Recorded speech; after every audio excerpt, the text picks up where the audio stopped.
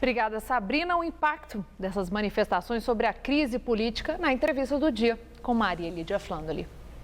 Hoje quem faz a análise é o cientista político Cláudio Couto, professor de ciência política do curso de administração pública da Fundação Getúlio Vargas.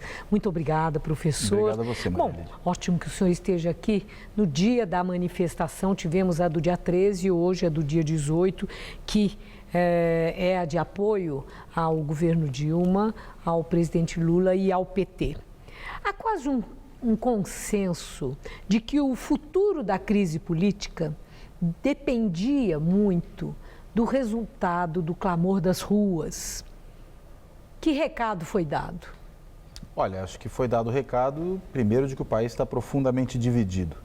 Por isso que nós tivemos essas duas grandes manifestações, essa bem menor do que a de domingo passado, porque ao mesmo tempo que está dividido, está também com um governo tremendamente impopular, com uma percepção de que o governo já não tem muitas condições de seguir adiante com a sua agenda e, claro, sob uma saraivada de críticas decorrentes dos problemas de corrupção que vem aparecendo. E por conta disso, as ruas acabam sendo aquelas que vocalizam de maneira mais estridente essa insatisfação dos dois polos. Eu acho que é isso que essas manifestações de rua nos mostram. Mas achei interessante o senhor falar, o país está dividido, embora as manifestações tenham tido porte diferente em número de pessoas em todo o Brasil. E tiveram perfis diferentes também, tanto no objetivo como na composição.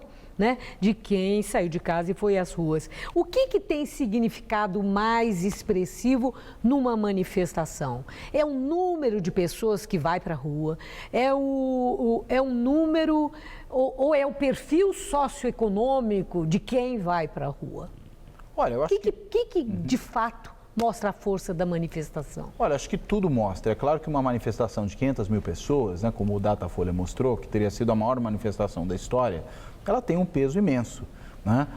As diretas foram alguma coisa muito importante porque havia também muita gente na rua.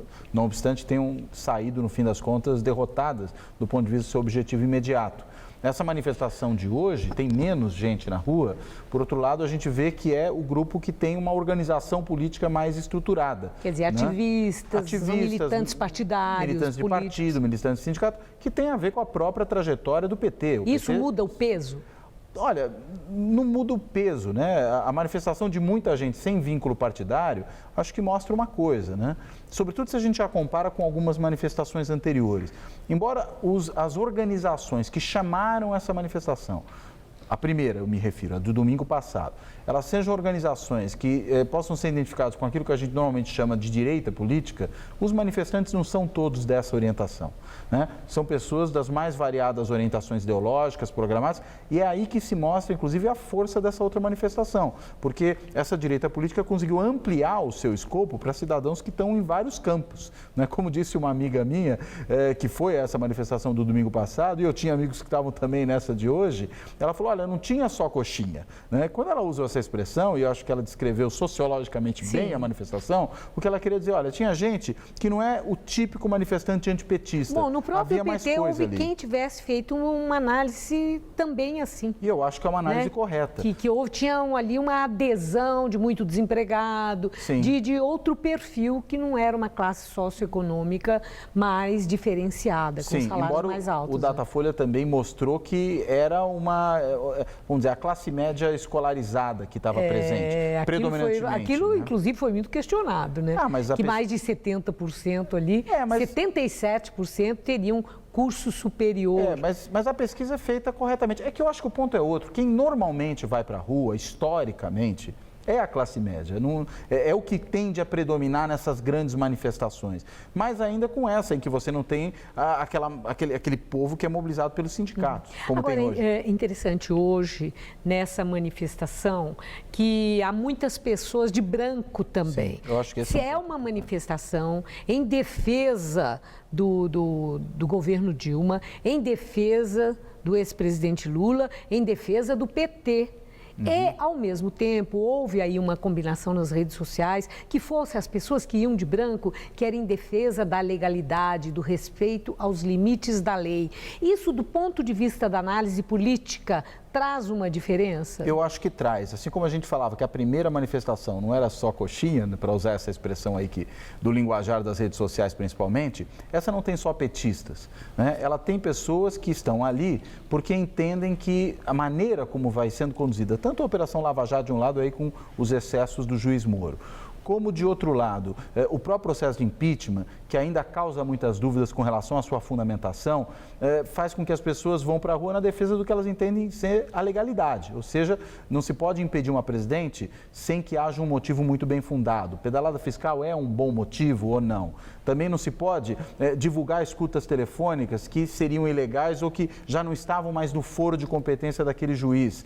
É admissível isso? E daí, os que vão para a rua de branco estão, em certa medida, sinalizando esse ponto, que é preciso defender as regras do jogo, ou seja, um juiz não pode fazer justiça com as próprias mãos. É interessante o senhor falar isso. Os fins não justificam os meios. Não, é interessante o senhor falar isso, porque, inclusive, a palavra golpe, ela tem aparecido indistintamente. Os dois, como está polarizado, a gente fala os dois lados usam a palavra golpe, né? Aqueles que pedem, que são contra o impeachment, dizem que é um golpe. Sim. E aí há todo um arrazoado para por que acha que é golpe. Da mesma forma que entendem que foi golpe da presidente Dilma nomear Lula ministro de Estado.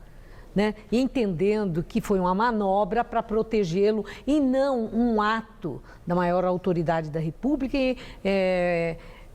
visando o bem público. Né? Então, mas usa golpe. Do seu ponto de vista, há elementos e sinais para que enxerguemos um golpe em curso, seja de que tipo for, no Brasil? Olha, se a gente pensar em termos de golpe militar, eu não vejo possibilidade disso. Não, mas esse outro tipo de golpe... Mas esse golpe branco, ou que alguns chamam de golpe paraguaio, né, que seria, por exemplo... O tirar a Dilma? Um impeachment sem fundamentação jurídica realmente plausível, seria um golpe branco de fato. A nomeação de Lula para salvá-lo do juiz Moro, que nem seria salvá-lo da justiça, porque ele continuaria a ser julgado no nível do Supremo Tribunal Federal. E o impeachment também, se não tiver fundamento jurídico, a última palavra é do Supremo. Mais ou menos, né? Porque, no fim das contas, é uma questão que cabe à Câmara e ao Senado. No julgamento político, mas do fundamento, quem julga aí é tribunal. Mas é muito difícil. O Supremo não tem como contrarrestar uma decisão do Congresso, né? O Supremo, ele preside o julgamento no Senado.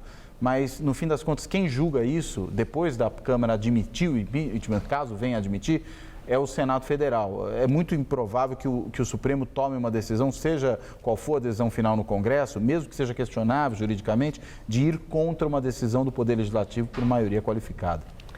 Agradeço muito sua entrevista. Eu também te agradeço. Uma boa noite. Boa noite.